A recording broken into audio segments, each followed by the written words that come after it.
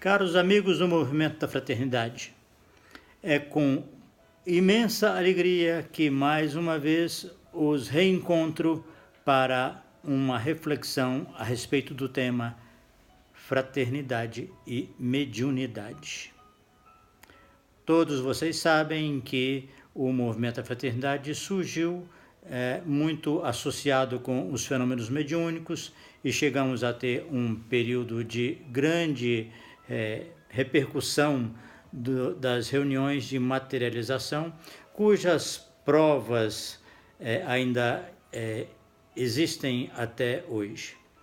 Mas o que mais me chamou a atenção para que pudéssemos trocar algumas ideias a respeito desse assunto é que, embora Allan Kardec tenha feito uma contribuição extraordinária através do livro dos médiuns, o chamado O Livro dos Médiuns, esse tema ainda comporta algumas incursões no Evangelho. E foi pensando nisso que eu resolvi trazer para vocês, porque, como vocês sabem, e as mensagens mediúnicas deixaram muito claro, o Evangelho é a nossa referência principal para a ação e para a nossa própria renovação espiritual. No Evangelho nós temos algumas evidências contrárias à mediunidade e outras a favor. Como sempre, Jesus se posiciona de forma dialética em relação aos assuntos, conforme eu também propus para vocês no livro O Evangelho Dialético. Em relação à mediunidade que não foi abordada nesse livro, nós temos várias passagens. Vamos começar com as evidências contrárias. A parábola do rico e Lázaro, depois vem aquela situação em que o espírito imundo sai do indivíduo e, por fim, no final do Sermão da Montanha, no encerramento, capítulo 7 do Evangelho de Mateus, Jesus aborda a questão igualmente. Começando pela parábola do rico e Lázaro, vocês se lembram que é uma parábola de mortos. E no final da parábola, um deles pede para Abraão mandar o Lázaro à casa dele, porque ele tinha 5 irmãos, para que eles fossem avisados e não acabassem naquele lugar de tormento em que ele se encontrava. E Abraão diz para ele: eles têm Moisés e os profetas, ouçam-nos. Ou seja, a sabedoria que deve nos nortear é aquela que está na produção, que veio através da produção dos homens, e não de mensagens transcendentes, mediúnicas, canalizadas, etc.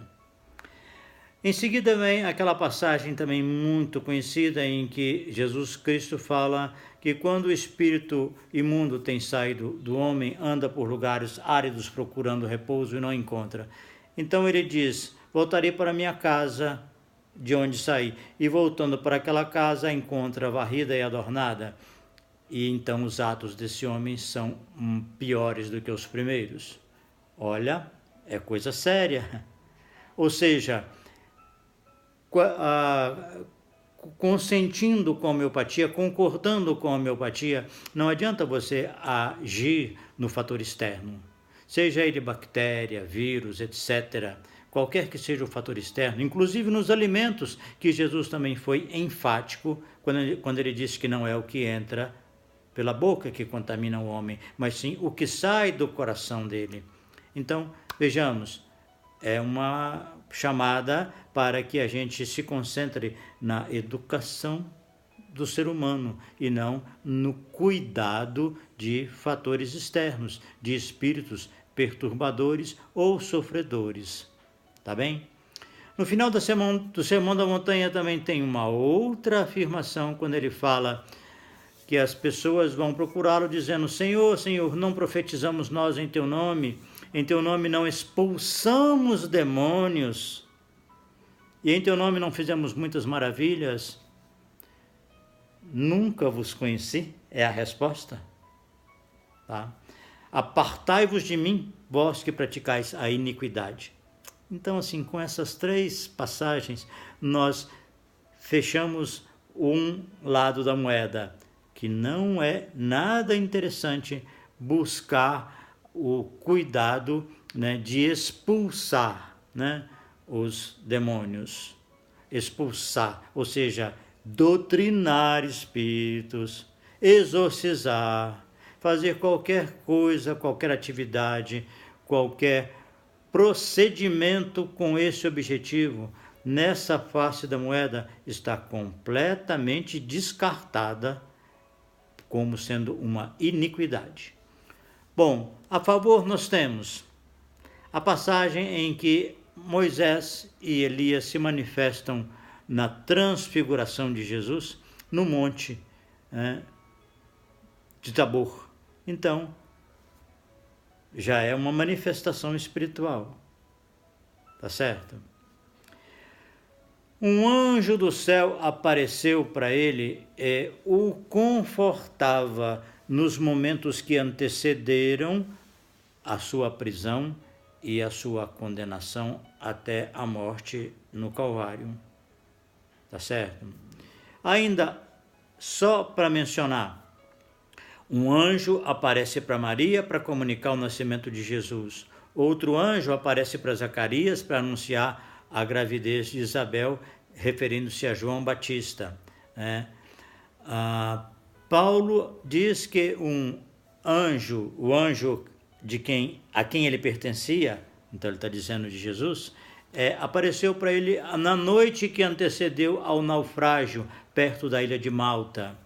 O centurião Cornélio mandou um emissário buscar Pedro em Jerusalém, e ele morava em Cesareia, alegando que um anjo tinha aparecido para ele, dizendo para que ele tomasse essa iniciativa. Bom, e por fim, depois da morte, Jesus se manifesta a Madalena, aos apóstolos e também aos discípulos na estrada de Emaús. Se eu não esqueci de ninguém, são essas as aparições, as manifestações de Jesus, já como espírito desencarnado. Então vejam bem, nós temos aí uma moeda que uma face recomenda assim de forma muito categórica que nós não nos preocupemos e não façamos nenhum esforço, nenhuma medida para afastar entidades que tentam influenciar-nos, mas também o Evangelho está cheio de manifestações de anjos e de espíritos, que nós poderíamos dizer de uma elevada envergadura espiritual. Bom, então como que vamos resolver esse dilema? Da seguinte forma, me parece, aprendendo com Allan Kardec que uma das melhores maneiras para que evitemos o assédio de espíritos em condição desfavorável, espíritos que têm uma má intenção ou que têm uma condição espiritual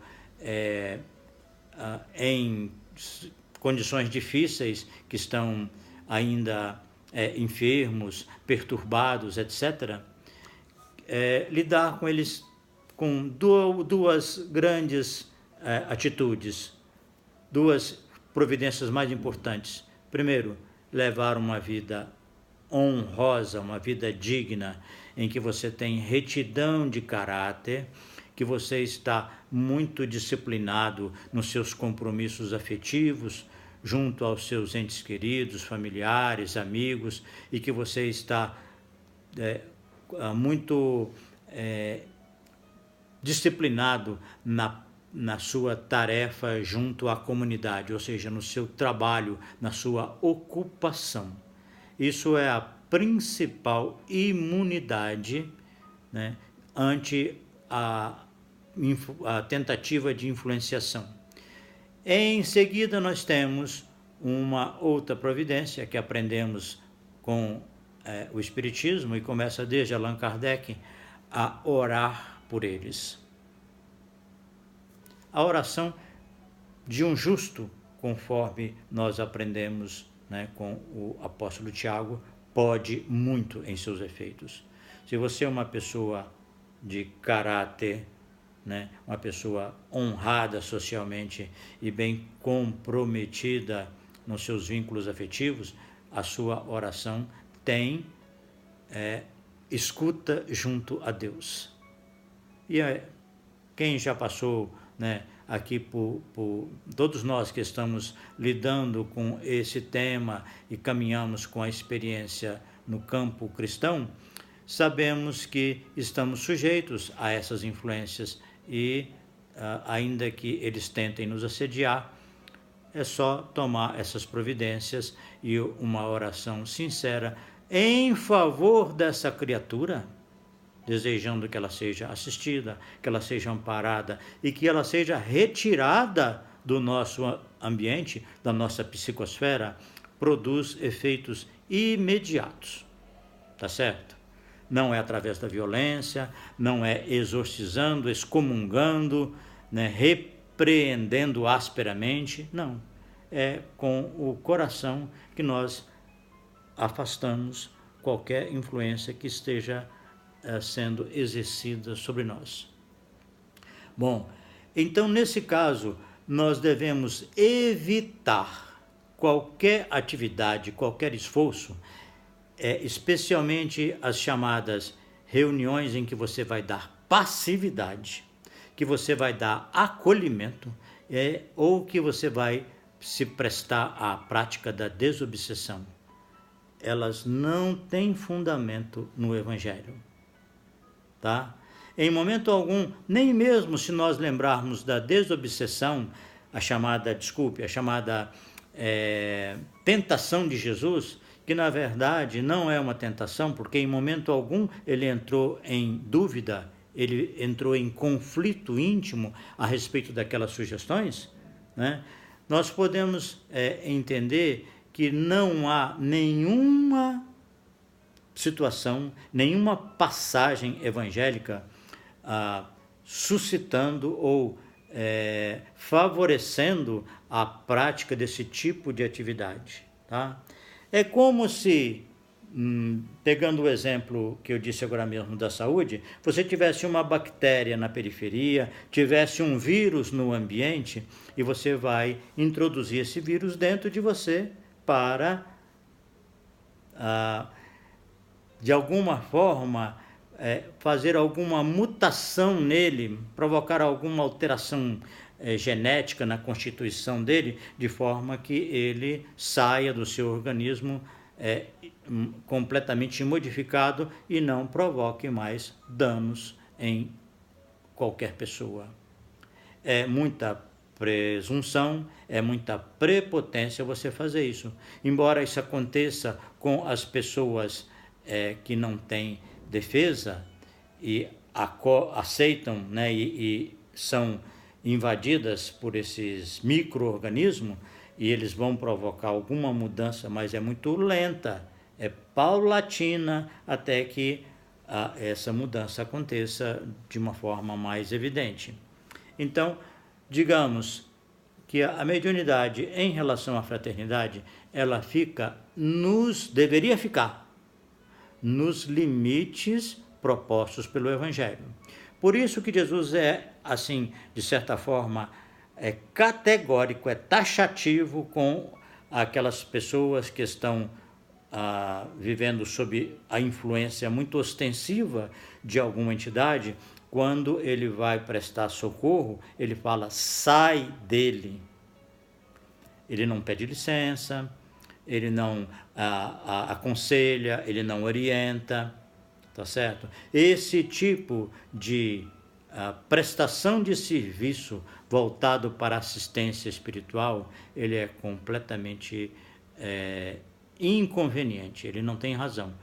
Por outro lado, aceitar a influência de espíritos elevados, né, que trazem comunicações, que trazem conhecimento, que procuram nos ajudar e nos orientar em nossa trajetória no mundo, essas têm guarida no Evangelho, porque a manifestação espiritual, inclusive dos pastores, vocês lembram, quando Jesus nasce, os pastores, né, recebem a visita de anjo também, né, e vão até Belém para ver o que Deus tinha enviado de notícia para eles. Tá certo? Bom, a reflexão é essa, e deixo claro para vocês que esse é um estudo baseado no Evangelho, é uma opinião pessoal, é uma conclusão que eu já cheguei há muito tempo. Inclusive, lá no livro Os Filhos de Deus, eu tenho uma crônica abordando esse assunto, quando eu falo que deixai os mortos cuidar dos seus mortos, também se aplica a essa questão. Nós não estamos aqui para cuidar dos espíritos, estamos aqui para cuidar das pessoas, ainda que levemos em conta os ensinamentos espirituais para a nossa paz, para o nosso direcionamento, para encaminhar todas as providências. Nós não estamos não devemos lidar com as entidades, tá certo? Isso é um encargo que cabe aos espíritos, aos mentores. Por outro lado, cuidar desses enfermos, sejam enfermos mentais, sejam enfermos físicos, cuidar das pessoas por causa da ignorância, da carência, da desorientação na vida e todos os outros problemas, todas as outras carências e angústias que assolam os homens na carne. Para esse trabalho, os mentores precisam dos encarnados como agentes de trabalho, de educação, de tratamento e de uma infinidade enorme de serviços que devem ser prestados. Tá? Baseado nisso, é que Jesus se refere a João Batista como se ele fosse um anjo, repetindo as palavras do Antigo Testamento. Eis que envio o meu anjo diante de tua face, o qual preparará diante de ti o teu caminho. Ou seja, nós devemos nos empenhar para sermos anjos que se manifestem na vida dos outros, mas anjos de carne e osso, lidando com pessoas de carne e osso. É essa a proposta do Evangelho para nós, para um discernimento, o que é aceitável e o que nós devemos recusar como proposta de atividade mediúnica para nós que estamos ligados ao movimento da fraternidade. É isso, amigos. Muito obrigado, um grande abraço e até breve, se Deus quiser.